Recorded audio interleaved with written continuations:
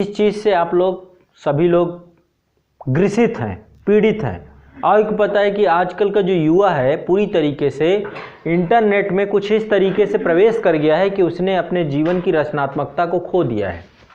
और उसका सबसे बड़ा कारण क्या है? पोर्नोग्राफी का समुद्र।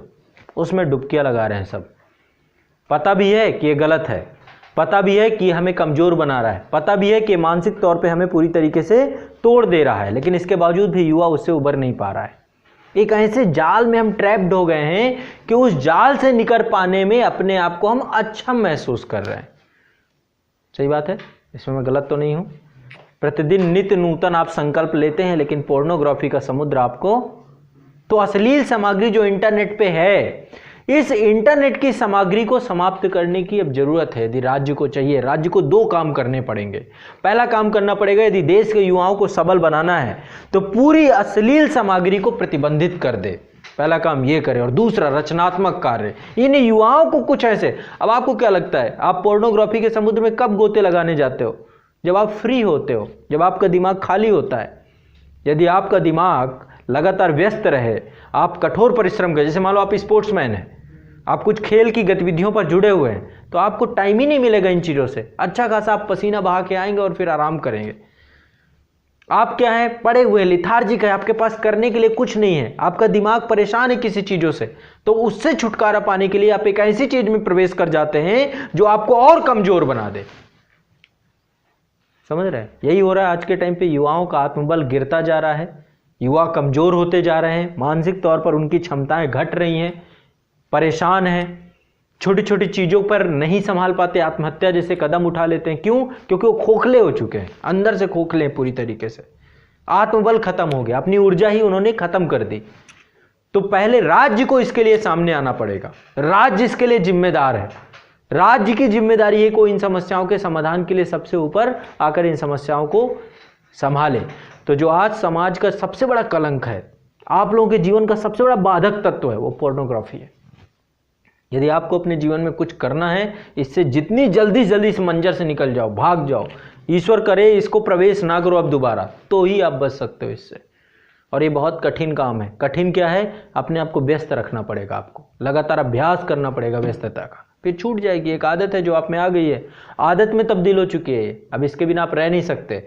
मैं आपको बताता हूँ, जैसे बहुत सारे छात्र मेरे पास आते हैं, बहुत सारी प्रॉब्लम्स होती हैं, उनमें एक प्रॉब्लम ये भी है, ठीक है, बहुत सारे बताते हैं, बहुत सारे बता भी देते हैं कि सर एक प्रॉब्लम है, पर्सनली परेशान हूँ मैं, इसका समाधान करिए। होता आमतौर पे क्या है, देखो मैं साइकोलॉजी बताता हूँ आप लोगों की, आप लोग करते क्या हो। आप लोगों का एक बायो क्लॉक चेन फिट है, ठीक है। मान लो किसी की 6-7 दिन के लिए फिट है, किसी की 2-3 दिन के लिए फिट है, किसी के 1 दिन के लिए फिट है।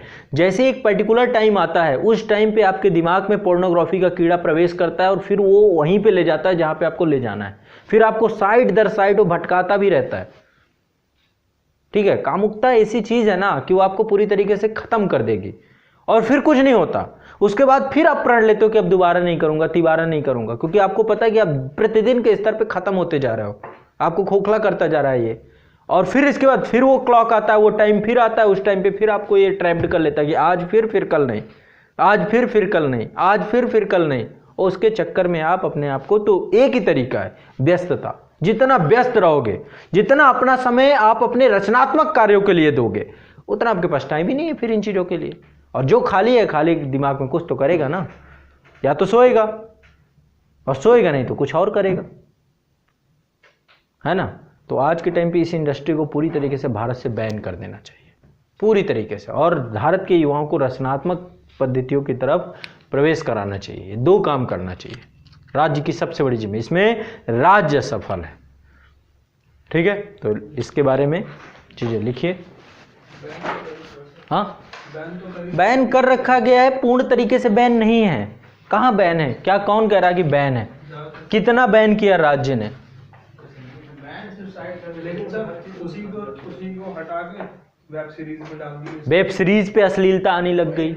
हाँ, दूसरी चीज आ रही है, उसका तरीका बदल रहा है। अब वेब सीरीज में जैसे कि एक अल्ट बालाजी करके है, वो क्या दिखाना चाहिए, क्या परोसना चाह रहे हो आप कभी ये देखिए, इतने सारे ऐप बन गए हैं। आप कभी यूट्यूब को खोलिए या फिर कुछ ऐसे आप एप्लीकेशंस यूज कर रहे हैं जहाँ पर एडवर्टीजमेंट आते हैं, कैसे अश्लील एडवर्टीजमेंट आते हैं। क्या दिखाना चाहते हो?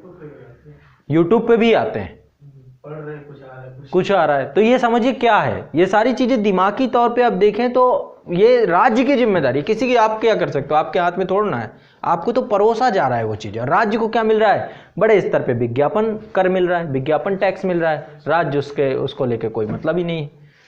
अब वेब सीरीज वगैरह ये भी अब देख रहे हैं, हाय क्या फुहड़ता है, गाली गलौज है उसमें। आप कोई भी वेब सीरीज अभी देख लें जितनी है, जैसे मिर्जापुर है, क्या सीखोगे आप उसमें, फुहड़ता या अश्लीलता। फिर पोर्नोग्राफी की दुनिया में घुसने का प्रयास करोगे, और क्या सिखाएगी आपको। फिल्में भी बन रही हैं तो फिल्मों में भी वही चीज दिखाई जा रही है।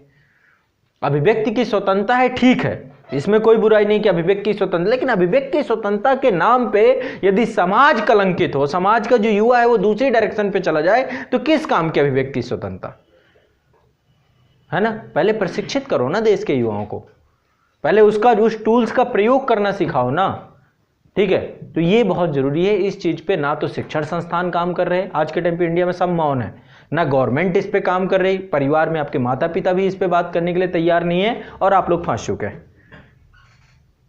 सब फंसे हुए हैं, पर इसकी तरफ प्रयास करने का किसी का उद्देश्य नहीं है, ठीक है। तो लिखिए इसमें क्या क्या करना चाहिए। दोहरा प्रयास में पहला प्रयास लिखिए क्या करना चाहिए राज्य को। पहला है अश्लील सामग्री के वितरण एवं प्रसारण पर, अश्लील सामग्री के वितरण एवं प्रसारण पर कड़ी निगरानी रखी जाए।